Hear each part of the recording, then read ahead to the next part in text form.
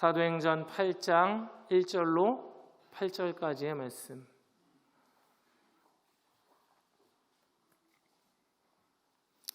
다 찾았으면 저와 교독하여 읽도록 하겠습니다. 사도행전 8장입니다. 제가 먼저 읽겠습니다. 사울은 그가 죽임당함을 마땅히 여기더라. 그날에 예루살렘에 있는 교회에 큰 박해가 있어 사도 외에는 다 유대와 사마리아 모든 땅으로 흩어지니라.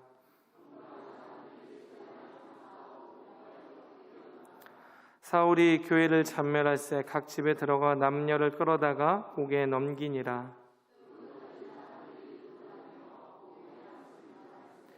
빌립이 사마리아 성에 내려가 그리스도를 백성에게 전파하니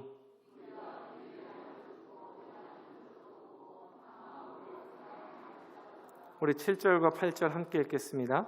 많은 사람에게 붙었던 더러운 귀신들이 크게 소리를 지르며 나가고 또 많은 중풍병자와 못 걷는 사람이 나으니 그 성에 큰 기쁨이 있더라.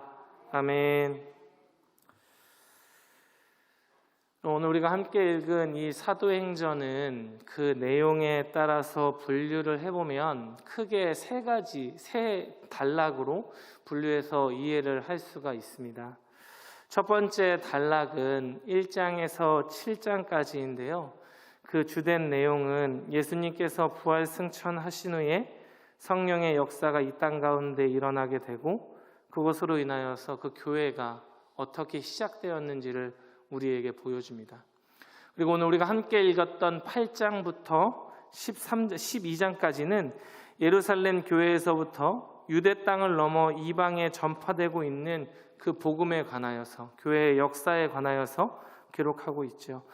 이전에는 분명히 예루살렘 안에만 머무르고 있던 교회였고 복음이었습니다만 그것이 이방 땅에 전파되어지는 그러한 것들에 관하여서 이야기하고 있습니다. 그리고 이제 13장부터 마지막 장까지는 이 이후에 전파된 복음의 열매가 어떻게 드러나는지에 관하여서, 특별히 사도 바울이 행했었던 그 전도의 여행의 모습을 통하여서 비교적 자세하게 우리들에게 보여주고 있습니다. 특별히 중간 부분인 8장서부터 12장까지, 그러니까 오늘 우리가 읽었던 그 8장 이하의 내용은 복음 전파의 내용을 기록하면서 교회사의 부흥과 발전의 모습 또한 같이 병행하여서 보여주고 있습니다. 우리나라의 모든 나라와 그 기관의 역사가 있듯이 교회사의 처음이 어떻게 출발했는지를 우리에게 나타내 보여주고 있는 것이죠. 우리 교회도 마찬가지로 역사가 있는 교회이지 않습니까?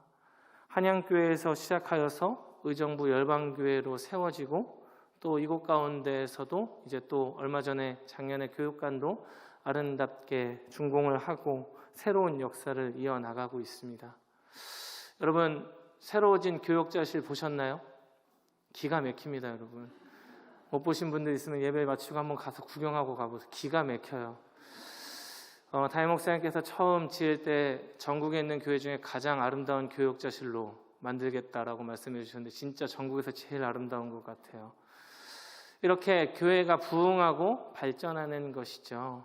소망하기는 우리 열방교회가 어떤 건물뿐만 아니라 우리 신앙의 모습들, 우리 영적인 것들도 마찬가지로 부흥하고 발전하는 역사가 있을 줄로 믿습니다.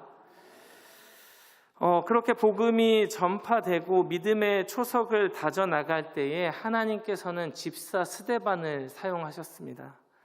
그의 순교로 말미암아서 복음 전파의 시금석이 되게 하신 것이죠. 교회사의 첫 순교자 스데반, 그 이름의 뜻처럼 면류관처럼 살다 갔었던 그런 위대한 하나님의 사람이었었죠. 그런데 그 집사 스데반이 순교하는 데 있어서 굉장히 큰 비중을 차지하는 인물이 한 명 있었는데 그것이 누구냐면 바로 사울이라고 하는 사람이었었습니다. 우리가 읽지는 않았지만 7장 58절에 보면 이렇게 기록하고 있는데요. 성 밖으로 내치고 돌로 칠세 증인들이 옷을 벗어 사울이라 하는 청년의 발 앞에 두니라라고 기록하고 있습니다. 옷을 앞에 두었다라는 것은 무엇이냐면 그냥 우연찮게 사울이 거기 서 있었으니까 스데반 집사의 옷을 그 앞에 두었다라는 뜻이 아니고 이 죽음의 증인이 된 사람이 바로 사울이었다라는 뜻입니다. 사울이라고 하는 사람은 이 스데반이 순교를 당하는 것, 그러니까 조금 더 구체적으로 이야기하면 사람들에게 돌에 맞아 죽었던 그 죽음에 관하여서 증인이 되었고 그것이 정당한 죽음이었다라는 것을 증명해 주었던 그런 사람이었다라는 표현이 옷을 그 발 앞에 두었다라는 것이죠. 사울은 스데반의 죽음에 관하여서 어떻게 생각했을까? 사람 하나가 죽은 것이잖아요. 그것도 처절하게 돌에 맞아 죽은 그러한 죽음이잖아요. 이 죽음에 관하여서 어떻게 생각을 했냐라면 오늘 우리가 읽었던 8장 1절에 보면 이렇게 기록하고 있습니다. 우리 함께 읽어보도록 하겠습니다. 8장 1절 시작. 마땅히 여기더라. 그날에 예루살렘에 있는 교회에 큰 박해가 있어 사도 외에는 다 유대와 사마리아 모든 땅으로 흩어지니라. 여러분, 스데반이 죽게 된, 그러니까 사람들에게 돌을 맞아서 심판을 당하게 되었던 이유가 무엇이었습니까? 그 죄명이 무엇이었습니까? 신성 모독이에요. 그렇기 때문에 사울은 그의 죽음을 당연한 것으로 받아들였다. 그가 죽임 당함을 마땅히 여겼다라고 성경은 기록하고 있습니다. 그가 이 스데반 집사의 죽음이 그 옷이 그 발 앞에 떨어짐으로 말미암아 그 죽음의 증인이 되었을 뿐만 아니라 스데반 집사의 죽음을 마땅한 것으로 당연한 것으로 여겼다라고 성경은 기록하고 있는 것이죠. 그리고 이 죽음은 앞으로 이제 초대교회와 예루살렘 성도들에게 있게 될 핍박과 환난을 상징적으로 나타내 보여주는 사건이기도 했었습니다. 사울은 스데반이 죽고 나서부터 본격적으로 예수를 믿고 따르는 사람들을 핍박하기 시작했어요. 말 그대로 최선을 다해서 자기가 가진 모든 능력과 모든 것들을 다하여서 예수 믿는 사람들을 아주 집요하게 잡아내기 시작했었습니다. 오늘 본문 8장 3절은 이렇게 기록하고 있죠. 사울이 교회를 잔멸할새 각 집에 들어가 남녀를 끌어다가 옥에 넘기니라. 사울이 얼마나 열심을 내었던지 다른 사람의 집에까지 쫓아가서 그 집에 머무르고 있는 사람들이라 할지라도 끌어내어서 옥에 가둘 정도로 무척이나 열심을 내었다고 성경은 기록하고 있습니다. 특별히 사울이 교회를 잔멸할새라고 성경은 기록하고 있죠. 사울은 비록 한 개인이었지만 교회를 대적할 정도로 능력이 있었고 힘이 있었던 사람이었던 것 같습니다. 그러니까 어느 한 개인이나 어느 일부의 사람들을 집요하게 괴롭혔던 것이 아니라 사울이라고 하는 이 한 개인이 교회를 잔멸하였다라고 기록하고 있는 것이죠. 특별히 여기서 잔멸하다라고 하는 표현은 물리적으로 폭력을 동반한 아주 계획적이며 처참함이 드러나 있는 표현이기도 합니다. 사울이 이렇게 교회를 향하여서 폭력을 행하는 모습에 관하여서 신약학자였던 브로스 박사는 어떻게 비유했냐면 멧돼지가 막 이제 열매를 맺기 시작한 포도밭에 들어가서 난리 법석을 피우는 모습으로 비유했었습니다. 여러분, 멧돼지가 포도밭에 들어가서 막 난리 법석을 피우면 어떻게 되겠어요? 여러분, 그 이제 막 여물기 시작했던 열매들이 다 짓이겨지고 포도즙이 막 피처럼 그렇게 흐르는 모습을 초대교회의 사람들이 사울에게 당했던 모습으로 비유했었다라는 것이죠. 모든 것들이 짓뭉개지고 어느 것 하나 제대로 남아있는 것이 없는 처참함이 있는 모습을 바로 사울이 교회를 잔멸했다라고 기록하고 있는 것입니다. 스데반 집사의 죽음은 바로 그 서곡을 알리는 사건이기도 했었습니다. 그런데 이 처참한 상황 가운데, 이 처절한 상황 가운데서 우리가 굉장히 중요하게 눈여겨보아야 될 성경 한 구절이 있는데요. 오늘 본문 8장 2절의 말씀입니다. 우리 함께 한 목소리를 읽어보도록 하겠습니다. 시작. 경건한 사람들이 스데반을 장사하고 위하여 크게 울더라. 경건한 사람들이 스데반을 장사하고 위하여 크게 울더라라고 기록하고 있습니다. 앞서 말씀드렸던 것처럼 복음 전파의 시금석이 되었고 또한 교회의 핍박을 향한 출발이 되기도 했었던 것이 스데반 집사의 죽음이었습니다. 그리고 하나님의 사람 스데반 집사가 죽고 나서 장례의 예식이 치러졌는데 거기서 사람들이 크게 울었다라고 성경은 기록하고 있죠. 그런데 성경을 집중하여서 들여다보면 사실 이 구절은 조금 어색하기도 합니다. 1절의 내용처럼 사도 외에는 모든 사람들이 다 흩어졌다, 스데반 집사가 죽고 나서 다 흩어졌다라고 기록하고 나서 3절에 이어서 사울이 교회를 잔멸했다라고 이야기의 흐름이 진행되는 것이 훨씬 더 자연스러운데 굳이 이 두 번째 구절, 8장 2절의 구절을 집어넣었어요. 사람들이 모여서 스데반 집사를 장례를 치렀다라는 구절은 이 앞뒤 문맥상 그닥 잘 어울리는 상황도 아니고 문맥의 흐름도 아닙니다. 그런데 아주 중요하기 때문에 성경의 기자는, 사도행전의 저자인 누가는 굳이 사람들이 모여서 스데반 집사를 장사지었노라고 기록하고 있다라는 것이죠. 다른 식으로 표현하자면 그만큼이나 이 구절이 중요하다라고 이야기하는 반증이 되기도 하는 것입니다. 당시 유대 사회에서 장례식은 무척이나 중요한 문화였었습니다. 어떤 사람이 죽었을 때에 그 장례에 함께 슬퍼할 사람, 그러니까 같이 눈물 흘려줄 사람을 주변에서 고용할 정도로 무척이나 중요한 예식이었다라고 합니다. 여러분, 우리나라도 그런 거 있잖아요. 그 결혼식에 하객이 많지 않은 경우가 있을 수 있어요. 요즘에는 형제도 많지 않고 뭐 사촌 친척도 많지 않으니까 결혼식에 초대할 사람이 부족하면 결혼식 하객 아르바이트를 고용하기도 한다라고 합니다. 특별히 신부 측에서 고용한 하객들 가운데 부케 받아주면 일당을 조금 더 준대요. 이 당시의 유대 사회 가운데에서도 장례식에서 울어줄 사람들을 고용할 정도로, 함께 슬퍼할 사람들을 고용할 정도로 무척이나 중요한 예식이었었습니다. 그런데 왜 이렇게 함께 모여서 눈물을 흘렸을까? 그것은 당연한 것이죠. 먼저 죽은 그 사람에 대한 그리움과 죽음이라는 슬픔이 있었기 때문에 함께 울었을 거예요.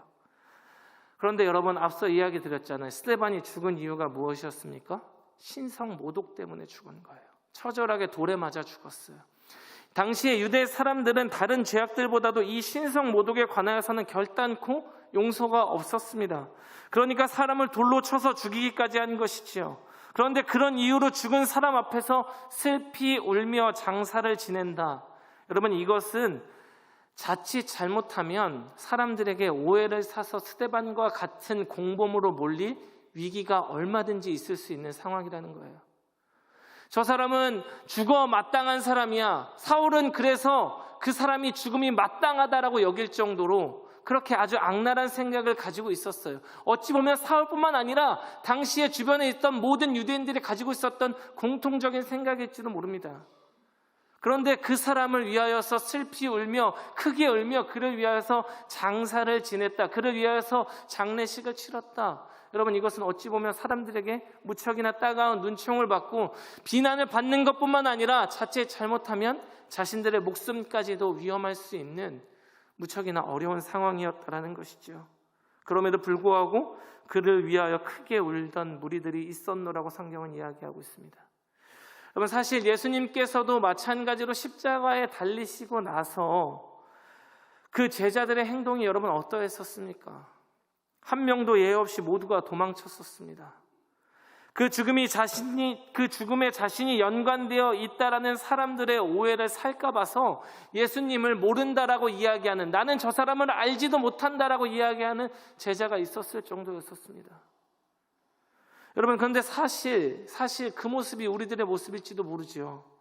가장 처절하고 가장 어려운 순간에는 외면하고 타협하며 신앙과는 상관없는 것처럼 살아가는 것이 우리들의 모습일지도 모르겠어요.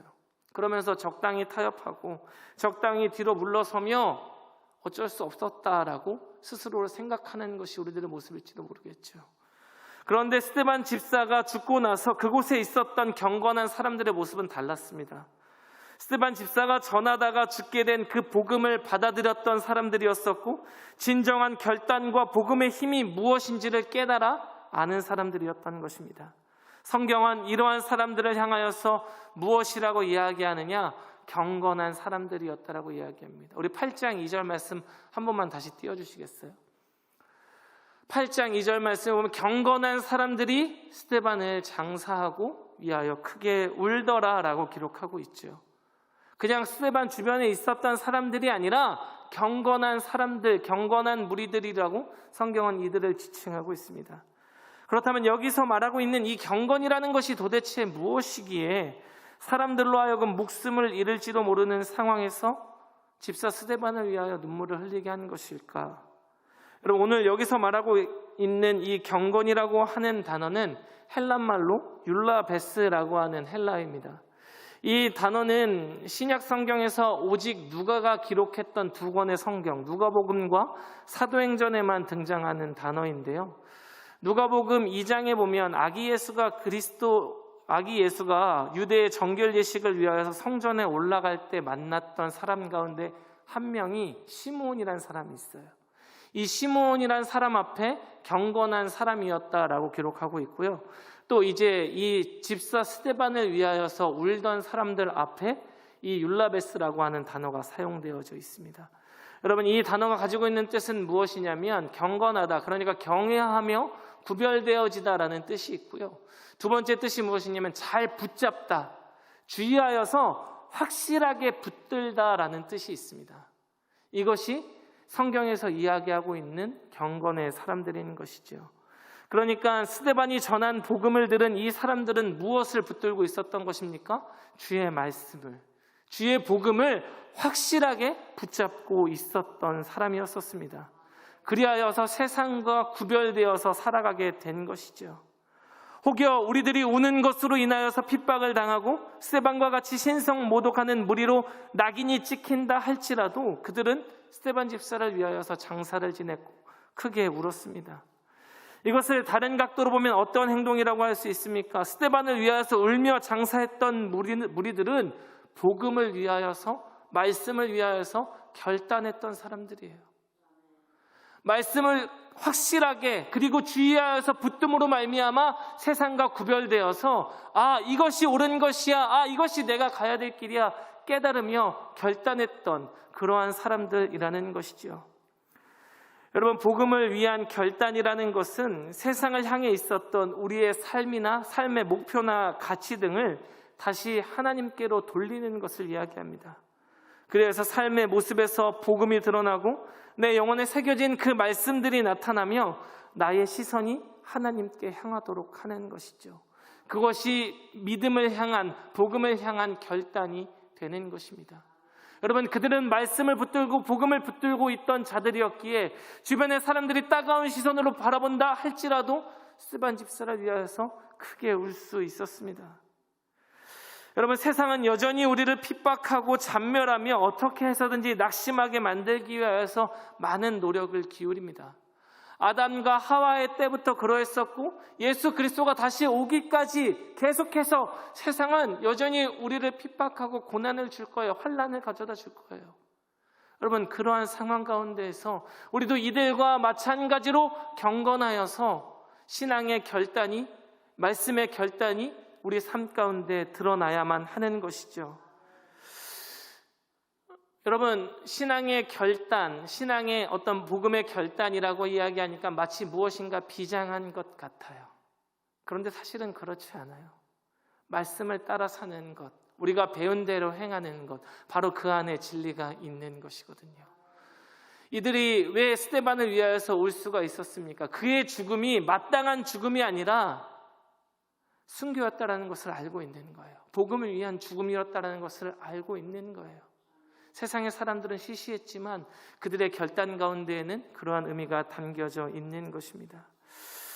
여러분, 인간의 연약한 마음을, 연약한 그 결심을 표현하는 사자성어가 있어요. 여러분, 작심하면 며칠 동안 할 수 있습니까? 3일 동안 할 수 있대요. 3일이라도 가면 어딥니까? 제가 몇 달 전에 연초에 새로운 한 해 2021년도를 준비하면서 다른 사람들과 마찬가지로 똑같은 결심을 했었습니다. 어떠한 결심이었는고 하니 적어도 올 한 해만큼은 운동도 좀 열심히 하고 체력 관리도 잘 해서 좀 이제 옷이 얇아질 시기가 되면 자신감 있게 좀 상의도 벗고 이렇게 좀 건강한 몸을 만들어야 되겠다라는 생각을 가지고 몇몇의 운동기구를 구입했습니다.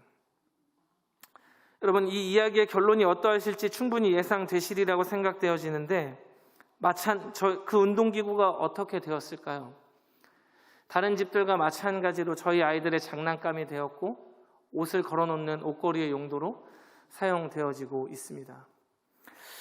우리 인간은 너무나도 연약하여서 아마도 제가 그 운동기구로 꾸준하게 운동을 했으면 지금쯤 무척이나 건강한 몸을 유지하고 있었을 거예요. 그런데 늘 이 핑계 저 핑계 찾아다니면서 피하고 타협하는 것이죠. 오늘은 너무 늦었으니까, 오늘은 컨디션이 안 좋으니까, 괜히 이런 날 운동하면 다칠 수 있으니까 다음에 하지 뭐. 아이들이 열심히 가지고 놀고 있어요. 여러분, 그런데 우리의 신앙도 이와 같지는 않냐라는 것입니다. 결심만 할 뿐, 결단만 할 뿐, 그것을 바탕으로 삶으로 나타내는 복음의 삶의 모습, 말씀의 삶의 모습은 없지 않는가 한다라는 것이죠.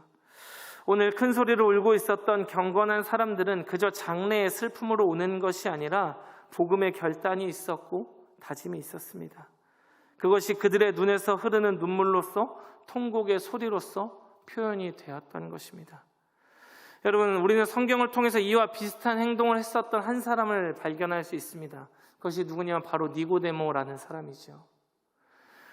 요한복음 3장에 등장하는 니고데모는 자신이 가지고 있었던 도저히 해결되어지지 않는 궁금증이 있어서 예수 그리스도를 찾아가게 됩니다.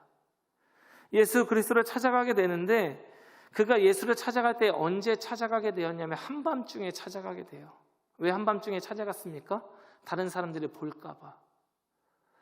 당시 자신이 가지고 있었던 사회적인 지위도 있었고 사람들이 예수라는 사람에 대해서 그닥 좋지 않은 평판을 내어놓고 있는데, 내가 그 사람을 만나러 가는 그것이 혹여라도 다른 사람들이 보아서 나를 책잡을까 봐, 나에게 해코지할까 봐 사람들이 보지 않는 밤에 몰래 찾아가서 예수님께 질문을 던져요. 도대체 거듭나는 것이 무엇이냐라는 것을 이야기하시죠. 예수께서는 거듭나야 한다라고 말씀하실 때에도 그 뜻을 이해하지 못하고 어머니 뱃속에 다시 들어가야 되는 것이냐고 질문했던 그런 부족한 사람이었고 연약한 사람이었었습니다. 그러니까 배경도 있고 지식도 있었지만 그는 결단하지 못하고 갈팡질팡하던 사람이었었던 것이죠. 여전히 복음이, 말씀이 그 안에 있지 않았고 그는 그것을 붙들지 못했었습니다.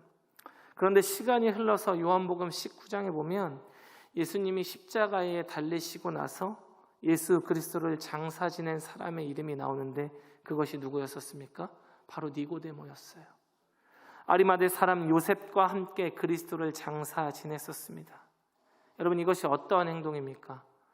예수님의 수제자조차 예수를 알지 못한다라고 부인하였고 도망쳤었는데, 그리고 이전에 자신 또한 예수를 만나는 것이 혹여나 다른 사람 눈에 좋지 않게 보일까 염려하여서 밤늦게 아무도 모르게 찾아갔었는데, 이제 참된 진리와 가르침을 주신 예수를, 복음과 말씀으로 새로운 삶에 살게 해주신 그리스도를 장사 지냈던 것이 바로 니고데모라는 것이죠. 사람들의 시선이나 세상의 생각 따위가 중요한 것이 아니라 이제 그 안에 새겨져서 역사하기 시작한 복음과 말씀이 그의 삶을 전적으로 주관하였기에 가능했었던 행동이라는 것입니다. 오늘 본문에 등장하는 경건한 사람들, 그들이 스데반을 장사하고 크게 울었던 모습이 이와 같은 의미입니다. 여러분, 세상에서는 무엇이라고 이야기합니까? 울고 비명을 지르고 처참한 상황 가운데 핍박을 당하면 진 것이다라고 이야기해요. 실패했다라고 이야기합니다.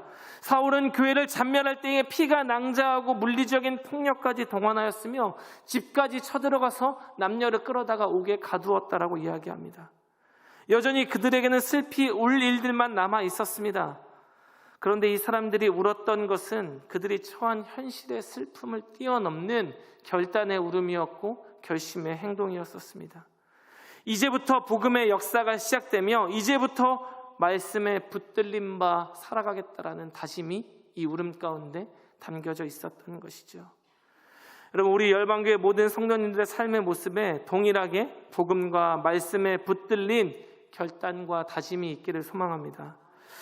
오늘 본문 4절은 이렇게 기록하고 있습니다. 그 흩어진 사람들이 두루 다니며 복음의 말씀을 전할세. 사울의 그 서슬퍼런 핍박으로 인하여서 믿는 자들은 흩어질 수밖에 없었어요.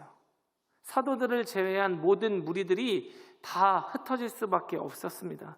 그런데 그 와중에도 복음에 합당한 삶을 살고 말씀을 전하고 있다라고 성경은 기록하고 있습니다.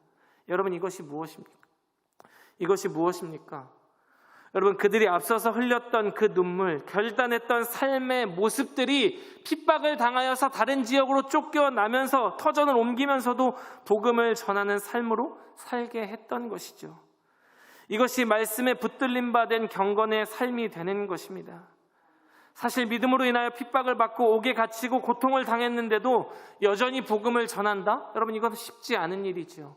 사람의 본능이 내가 이전에 당했던 해가 있고 어려움이 있으면 본능적으로 그것을 떠나려고 해요.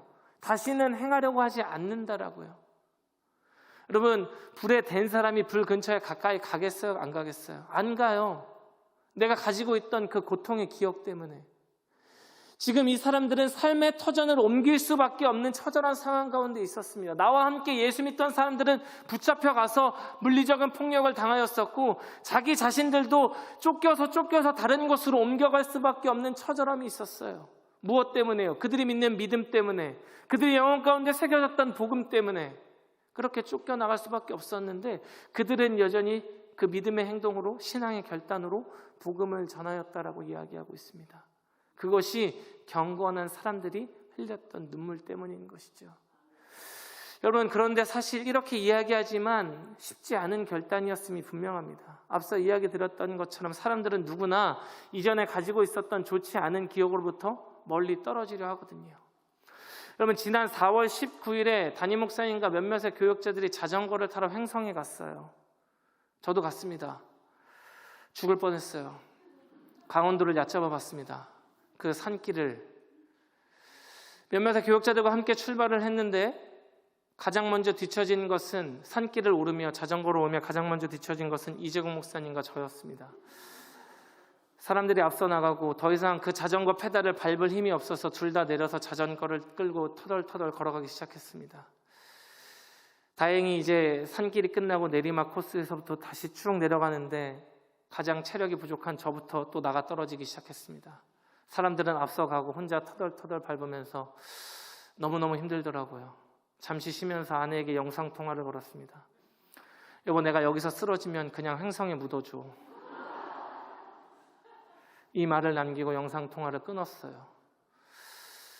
그리고 혼자 먼저 이제 다른 교육자들 먼저 가셨고요. 저 혼자 이제 꼬린 지점을 향하여서 이렇게 페달을 밟으며 가고 있는데 꽤 큰 농수로가 흐르더라고요. 그 농수로를 지나면서 이 자전거를 냅다 여기다 집어 던지고 택시를 타고 꼬린 지점으로 가면 혼날까? 담임 목사님 뭐라 그러시려나? 집어 던질까? 이 생각을 약 한 47번 정도 했던 것 같습니다. 다행히 꼬린할 수 있었습니다. 제가 집에 돌아와서 어떠한 다짐을 했겠습니까? 자전거를 앞으로 탈까요? 타지 않을까요? 타지 않을 거예요. 또 제가 존경하는 담임 목사님께서 타자고 하시면 얼마든지 탑니다. 제가 왜 이 이야기를 드리는 거겠어요? 힘들었다는 얘기를 드리는 거예요. 사람들은 힘들면 피해요. 그것이 마땅한 인간의 본능이라고요.